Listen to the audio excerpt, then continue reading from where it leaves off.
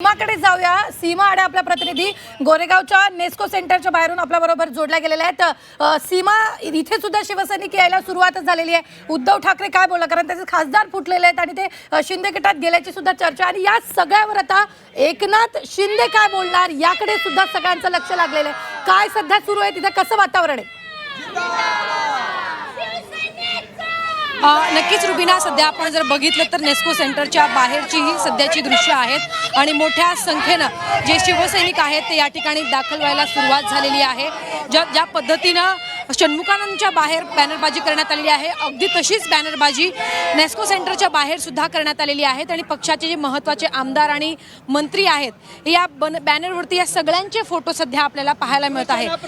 कार्यकर्त्यांमध्ये एक वेगळाच उत्साह आहे। अर्थात आज 60वा वर्धापन दिन आहे पक्षाचा, त्यामुळे उत्साह आहे। काही दरवर्षी म्हणजे आपल्याला माहिती आहे की आता खासदारांची संख्या वाढणार आहे असं दिसते तुमच्या पक्षात, कसं वातावरण पाहता? कारण तिकडून टीका सातत्याने केली जाते। वाढणारच आहे, आता पक्ष अजून प्रवेश पण होता येत आहे, अजून होणारच आहेत आणि आम्ही खूप आनंदात आहोत। शिंदे साहेब असेच पुढे जावेत आणि मुख्यमंत्री पदावर परत यावेत हीच इच्छा आहे। पण संजय राऊत असं म्हणतात की ते खासदार फुटले नाही तर खरेदी केले गेले, त्यांना विकत घेतले म्हणून।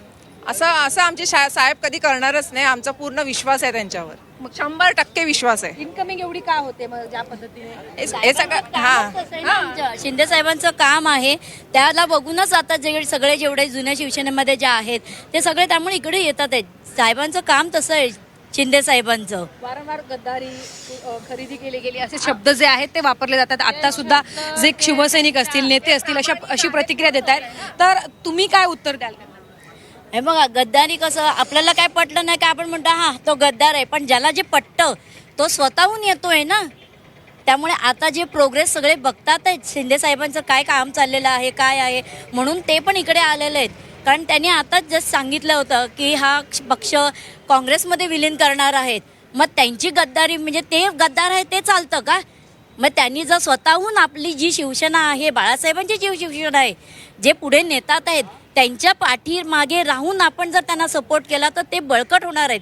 या हिशोबाने मग ते आपल्या इथे आलेले आहेत ना।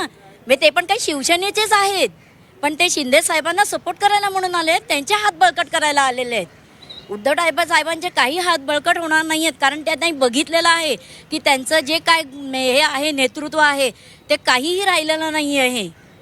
ते शिंदे साहेबांकडेच जे नेतृत्व आहे जे चांगलं आहे, म्हणून सगळे आता इकडे येतात आहेत। नक्कीच तुम्ही कसं पाहता, आज मोठी जय्यत अशी तयारी करण्यात आलेली आहे, सगळ्यांचं लक्ष एकनाथ शिंदे यांच्या भाषणाकडे आहे की ऑपरेशन टायगरवरती ते खरं तर बोलणार, तर ते तिकडनं असं म्हटलं जातं की जे फुटून गेले त्यांना टायगर म्हणायचं का, वाघ म्हणायचं का? खरं म्हटलं तर आता ताईंनी सांगितल्याप्रमाणे जे शिवसेना प्रमुखांचं जे स्वप्न होतं आणि जी शिवसेना खरी आहे ती आज माननीय एकनाथ शिंदे साहेब बघतायत आणि चालवतायत। अरे तळागाळातील शिवसैनिकांना एकत्रित घेऊन आम्ही आज नगरसेवक होतो। मी स्वतःचा एक परभणीचा अनुभव सांगतो। बंडू जाधव आपले जे खासदार, जेव्हा मी निरीक्षक असताना इथून 2023-22 तिकडे परभणीला गेलो, त्यांनी सांगितलं हुंडारीजी, ज्यावेळेस मी खासदार असून वर्षा बंगल्यामध्ये मी बाहेर बसून असायचा, वरुण सरदेसाई, सूरज चव्हाण हे सगळे पदाधिकारी आज जायचे आणि मी खासदार असून बाहेर 2-2, 3-3 तास उद्धव साहेबांची वाट बघायचा। एवढा वाईट अनुभव सांगला। सगळ्यात अगोदर बंडू जाधव परभणीचे खासदार, 3 वेळा आमदार, 2 वेळा खासदार राहिलेल्या माणसाला असा अन्याय सहन करावा लागला, अपमान सहन करावा लागला। मी स्वतः नगरसेवक असताना मी त्यांच्यावर 15 दिवस राहिलोय आणि अनुभवलं असं बंडू जाधवचा माझा स्वतःचा वैयक्तिक म्हणजे मी स्वतः चर्चा केलेली आहे। अशा माणसावर अपमान झाला, त्यामुळे खासदारांना जो अपमान सहन जे केला, शिंदे साहेबांकडे जे प्रेम मिळतंय ते खरोखर हे शिवसैनिक असू दे, आम्ही सगळे, मी आज नगरसेवक असताना आम्ही लोक सगळे त्यांच्याबरोबर जोडलो गेलो। तर बघितलं तर हे जे कार्यकर्ते आहेत ते आता ठाकरे गटाच्या टीकेला उत्तर देत आहेत, तर त्यामुळे आता ऑपरेशन टायगरवर स्वतः एकनाथ शिंदे आणि उपस्थित नेते काय नक्की भाष्य करतात हे पाहणं महत्वाचं असणार आहे। निश्चितच खूप खूप धन्यवाद सीमा, आपल्या प्रतिनिधी आपल्या सोबत होत्या।